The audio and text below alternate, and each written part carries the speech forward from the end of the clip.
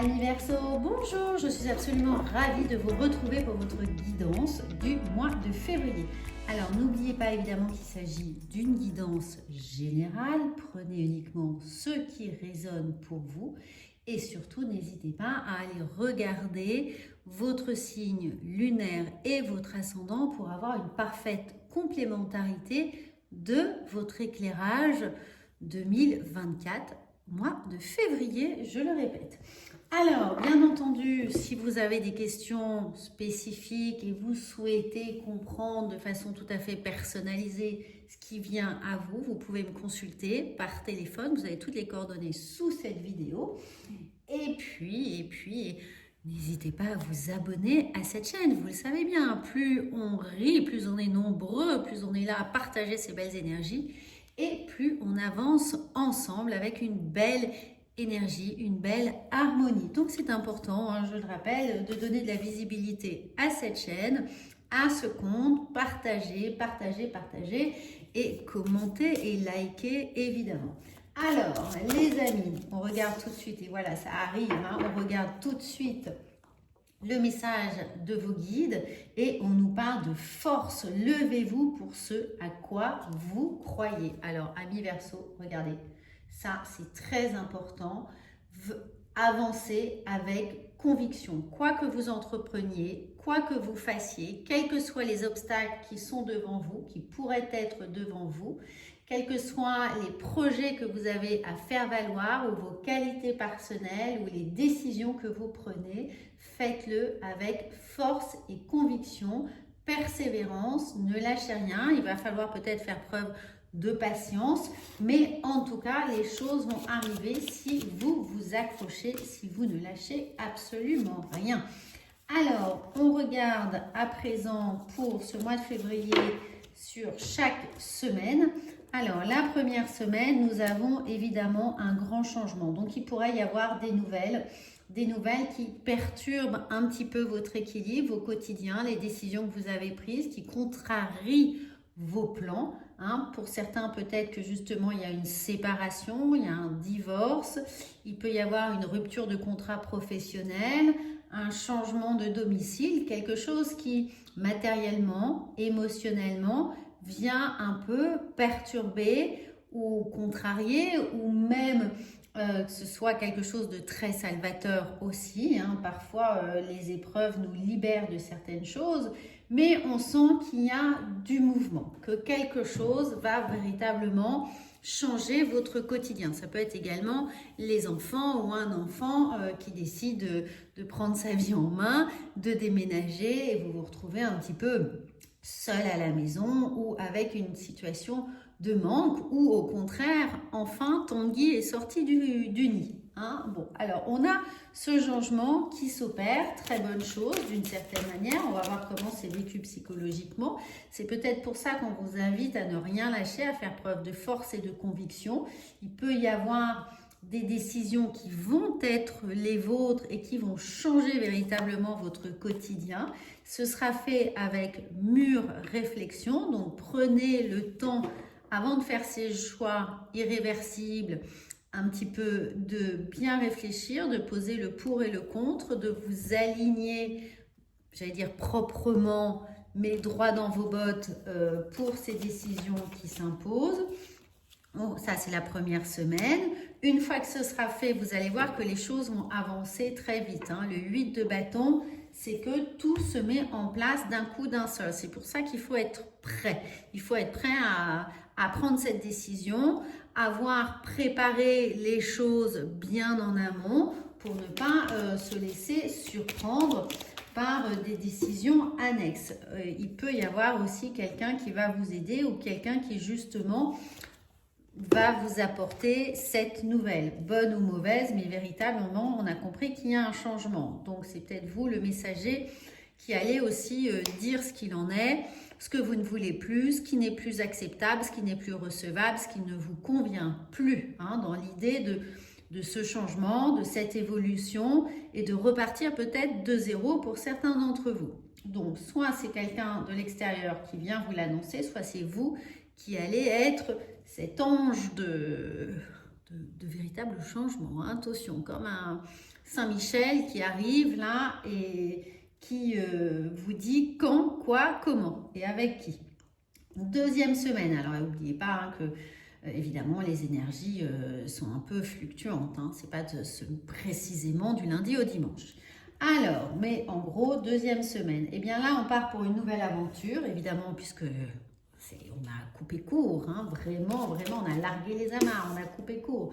Donc là, regardez, ça revient, hein, une fin en soi, un début, une fin, on met fin à quelque chose, on a mûrement réfléchi, on est passé à l'action et là, un sentiment de devoir être totalement autonome, de devoir s'organiser pour soi avec ce que vous avez comme ressources. Alors ça peut être plus ou moins compliqué à vivre, mais c'est un gros challenge à relever dans cette idée-là. Mais regardez, une idée avec un 4 de bâton, c'est pour ça que ne prenez pas tout comme une déflagration dans votre quotidien. Le 4 de bâton, on voit bien qu'on a quelque chose à fêter. On peut avoir ce sentiment de « je me suis délestée, je me suis débarrassée d'une situation ou d'une personne ». Mais en tout cas, c'est quelque chose qui se fête, qui vous apporte de la joie. C'est pour ça qu'on vous invite à bien vous préparer en amont pour que finalement, ce ne soit pas si compliqué.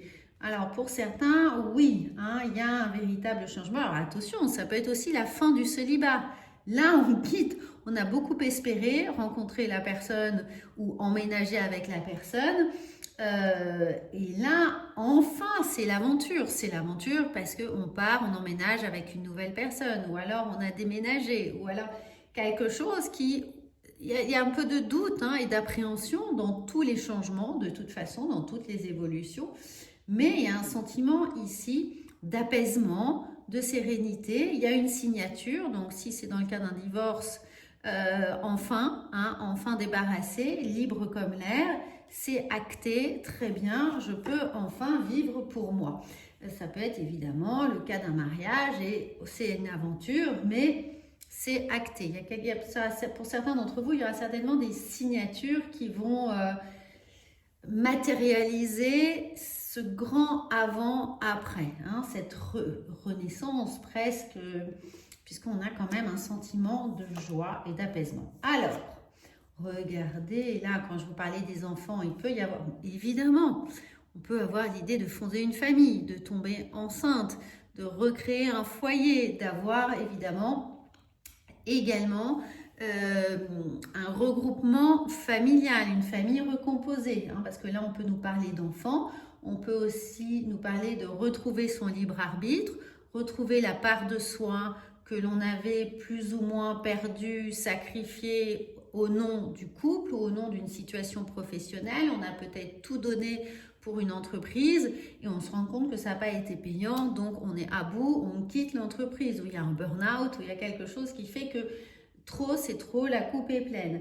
En tout cas, là, il y a un grand soleil, il y a une grande mise en lumière, un gros éclairage sur une nouvelle situation qui est là pour vous offrir la possibilité de prendre un nouveau départ.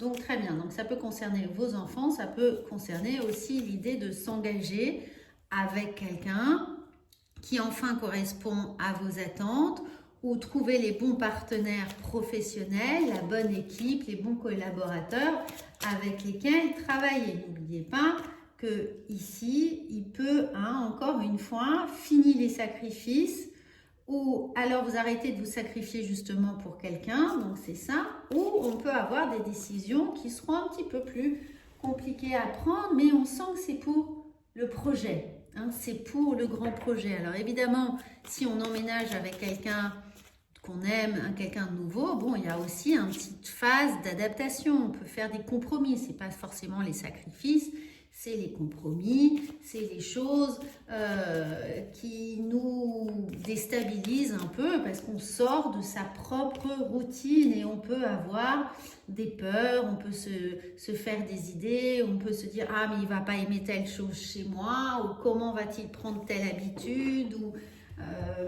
etc., etc. Vous voyez, par exemple, les gens qui ne peuvent pas s'endormir sans écouter de podcast. Et bon, bah, ça peut déranger l'autre. Ou qui s'endorment systématiquement devant la télé. Ou qui ont des petites habitudes qui peuvent être dérangeantes pour l'autre. Peu importe, ce ne sont que des exemples, vous avez bien compris. Donc, attention à toutes les projections, à toutes les petites habitudes handicapantes dans la mesure où elles ne sont pas partagées et peuvent donner lieu à quelques tensions. Mais là, ce sont surtout vos projections, hein, l'idée que vous vous en faites. Attention à l'idée que vous vous faites de certaines choses et qui ne sont pas forcément, évidemment, réalistes. Hein. Essayez de rester totalement objectif et factuel. Évidemment, cette idée d'anneau, ça peut constituer un frein. Là, les idées que vous vous faites, les projections, les peurs, les appréhensions, hein, on comprend bien qu'on est tout seul à se faire des films dans sa tête. Ça peut concerner votre couple, votre relation, une relation naissante aussi ici. Hein. Et ça peut concerner votre famille dans le sens le plus large possible, votre foyer, votre famille ou votre vie professionnelle, les gens avec lesquels vous vous êtes engagé, hein, dans l'engagement.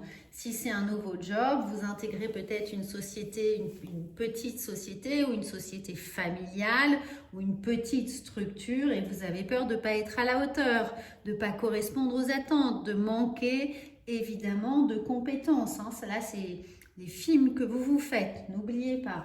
Donc là, on a peur de ne pas être à la hauteur et dans cette signature de contrat, on se dit mais pourquoi moi, pourquoi ils m'ont choisi moi, je ne vais jamais y arriver. Bon, attention à ça, ne vous sous-estimez pas, ne vous dévalorisez pas, c'est important. Ensuite, fin du mois, les amis, eh bien, on prend conscience qu'enfin, on peut prendre sa place, hein, qu'on doit accéder à cette renaissance. C'est un long process, vous voyez, parce que début février, bon, ça peut être arrivé maintenant, en fin janvier, début février, évidemment, vous aménagez un petit peu en fonction de ce que vous vivez, peu importe. Mais début du mois, on a, entre guillemets, ce sentiment de rupture, de fin. Et on met tout le mois à établir le process pour se dire on a enfin accès à une renaissance. Enfin, on peut se retrouver un petit peu, espérer des choses agréables dans sa tête parce qu'elles le sont contractuellement ici. Mais il y a un temps de gestation ce mois-ci et on finit le mois avec enfin ce sentiment de je me libère. Hein. Le jugement, c'est un peu la libération là, qui arrive pour vous. On se sent enfin d'égal à égal hein, et on se sent moins dévalorisé, moins sous-estimé. Ça va, on reprend sa place ici. Bien sûr, ça peut être dans le couple, au sein de la famille, au sein de votre vie professionnelle avec quelqu'un qui a le même statut que vous, les mêmes responsabilités, ou enfin on est d'égal à égal. Donc il y a un sentiment de légitimité qui arrive, mais vraiment fin du mois. On a ce petit moment d'introspection, où est ma place avec l'ermite, où est ma place, un peu où suis-je, qui suis-je et où vais-je. Hein, ça va être la projection qui va vous accompagner pour le printemps. Comment je me réinvente, comment vous allez vous réinventer, ça c'est important. C'est les questions que vous allez vous poser une fois que vous aurez un peu fait le tri de tous les bagages un peu trop chargés que vous avez et une parfaite symétrie ici. On commence avec l'arcane sans nom, on termine d'une certaine manière avec le petit Lenormand, avec l'arcane sans nom. On termine le mois, les choses sont claires, sont nettes, sont posées, vous connaissez votre valeur, vous savez ce que vous voulez, vous savez où vous voulez aller et hop, vous coupez court avec toutes les tergiversations, toutes les inquiétudes, toutes les projections, toutes les balles que vous êtes tirées dans le pied, ça va, vous laissez ça au passé, c'est acté, maintenant vous pouvez enfin avancer. Donc, beau rebond pour vous. Les amis Verseau, vous terminez ce mois, vous abordez les énergies du mois de mars avec un beau rebond. Hein, et hop, c'est pour vous, on y va, on a fini par essorer tout ce qui était négatif et on se lance. Et regardez, c'est parfaitement ça. témoigner de la reconnaissance pour ce que vous avez dans la vie. Eh bien oui, vous allez être plein de gratitude enfin à la fin du mois, les amis Verseaux. Parfait, donc n'oubliez pas de la gratitude, donnez-vous de la valeur, donnez de la valeur à ce que vous faites, aux actions que vous menez, à tout ce que vous avez envie d'entreprendre, donnez-vous de la valeur. Alors, n'hésitez pas, encore une fois, à commenter, à partager et évidemment à vous abonner à cette chaîne. Et puis, si vous souhaitez travailler un point précis parce que vous sentez que ça a une énorme résonance là avec votre quotidien et vous voulez en savoir plus, eh bien, booker une séance. À bientôt!